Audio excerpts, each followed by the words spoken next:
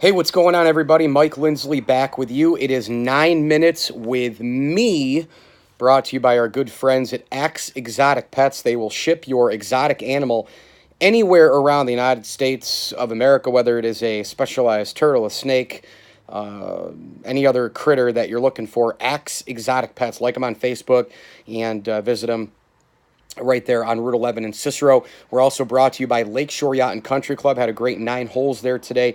Mixed and matched some holes. Boy, that place looks fantastic. And you can get your 2019 membership now at Lakeshore Yacht and Country Club. Also, a big tip of the cap to the official diner of the ML Sports Platter, the Brewerton Diner, and Brian Conboy of Mass Mutual, New York State. It doesn't matter where you live with Brian, you can get your tax-efficient retirement planning done right now. Put money away today. You will benefit tomorrow. I went with Brian, and I'm seeing rewards every single day. He's a great dude. He can open your eyes up to a lot of new things as well. Go with Brian Conboy of Mass Mutual, New York State. Well, I'm concentrating a lot in this video, 9 minutes with Mike Lindsley via IGTV, YouTube, and Facebook on Doug Marrone. And, you know, when you look at the career of Doug Marrone, when you look at how this guy has grown as a football coach, when you've looked at, how he's done it step by step, getting up to that coaching position of the Buffalo Bills and then leaving that post because he didn't trust management, who could blame him? And then he goes to the Jacksonville Jaguars, and everybody thought that was a shit job. Well, let's fast forward now to 2018. From the days of Syracuse, from the days of Buffalo Bills, this guy now is the head football coach of the Jacksonville Jaguars with a VP of football operations and Tom Coughlin, two guys who are literally cut from the same exact cloth, and they are winning with a simple, old-school football approach, which is ball control, which is really, really good defense, fundamentals, don't make a lot of mistakes, and then have your quarterback play well enough. Although yesterday against the New England Patriots, Blake Bortles played out of his freaking mind, and he was absolutely positively a stud on third down. I think that's where the Jaguars really made their way. But here's the thing with Doug Marrone. Doug Marrone came to Syracuse, and he was anointed the savior. He was supposed to come in on the white horse and bring the program back to the top 25 capability, supposed to win more games, supposed to compete in the Big East, and then eventually, of course, the ACC, et cetera, et cetera. Supposed to be this guy who was going to make them be the Donovan McNabb era all over again, which we know that was a totally different era with Northeast football and all the rest.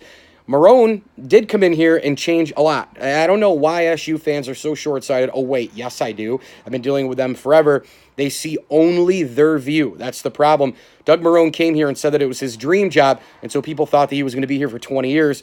Well, guess what? It's your dream job until the next dream job becomes available, which was the Buffalo Bills in terms of being a head coach in the NFL. Not necessarily a head coach of the Bills, but being a head coach in the National Football League, which was a dream job. Doug Marrone at Syracuse, if you remember, he beat West Virginia and South Florida back-to-back. He helped Syracuse get to multiple bowls, technically speaking, when you look at these pinstripe bowls, and then obviously a third time, once he was gone to the National Football League, Scott Schaefer was at Syracuse, and they still went to the Texas Bowl and played well and beat Minnesota. That was a lot of what Doug Marrone still had left in the cupboard as far as his players in that game.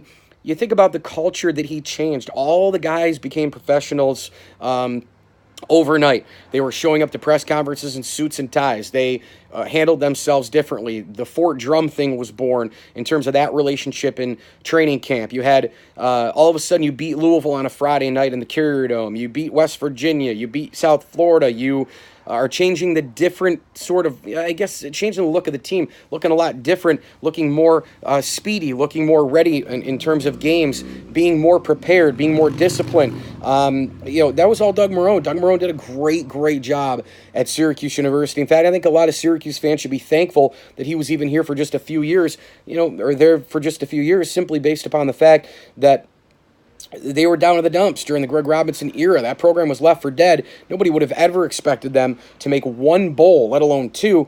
They end up going to 3 total when you consider the Marrone era and his own players. Schaefer, of course, the head coach in the Texas Bowl. But again, as I just mentioned, more of Marrone's players, of course.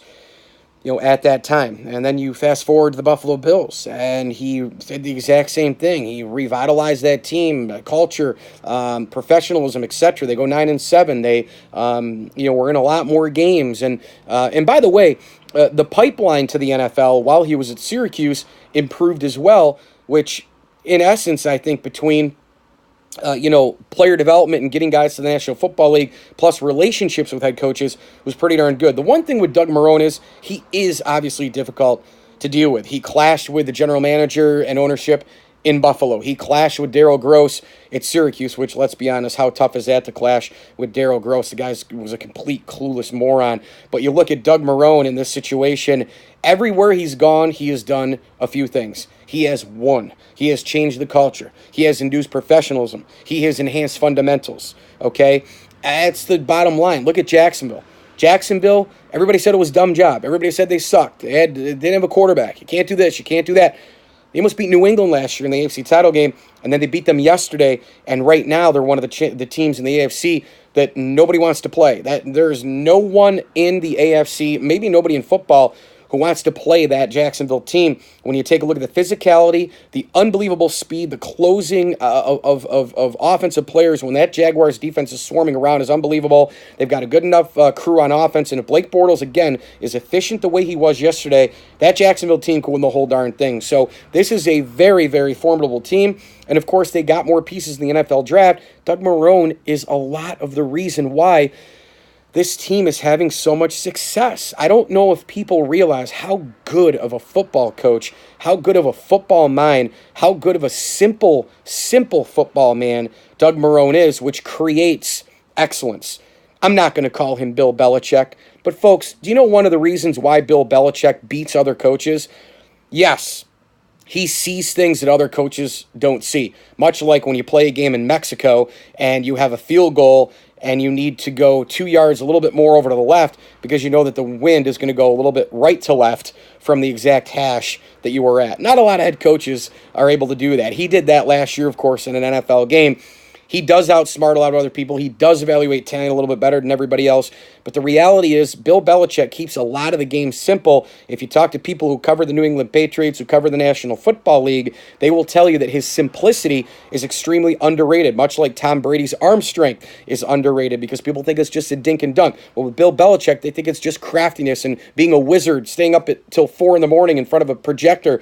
It isn't. He's very, very simple in terms of how he operates, and all he does is change and adjust on the fly better than anybody as well. But people overthink because they think they're never going to beat Belichick unless they out-trick him, which is what Dan Quinn did a couple years ago in the Super Bowl, up 28-3 and failing to run the football, refusing to run the football, and New England ends up coming back. Doug Marrone has a lot of those principles. Doug Marrone keeps it simple, and right now, the Jacksonville Jaguars, much like the Bills, much like Syracuse when Doug Marrone took over, fundamentals, discipline, professionalism, and winning football games. Doug Marrone, better than most people think. I'm Mike Lindsley. This video here, 9 Minutes with Mike Lindsley, is brought to you by Welch & Company Jewelers, Wagurski Law Firm, Bryant and Stratton College, and our great friends over at Wysocki's Manor, and they've now got the Manor Bakehouse Cafe. I went there and grabbed some cookies on the way home today. I had a Half Moon cookie. It was unbelievable. I got another one waiting in the wings for Monday Night Football if I want it, but I might wait until tomorrow. Really appreciate you watching. Hit me on Twitter at Mike L Sports. Mike L Sports 1979 on Snapchat and Instagram. And of course, you can download my podcast, the ML Sports Platter, on Spotify, iTunes, and Google Play Music. My dog Cooper apparently is interrupting. Say hello, Coop. There you go. Oh, look, I only have a few seconds left anyways. Thanks for watching. And as I always tell you, enjoy the games.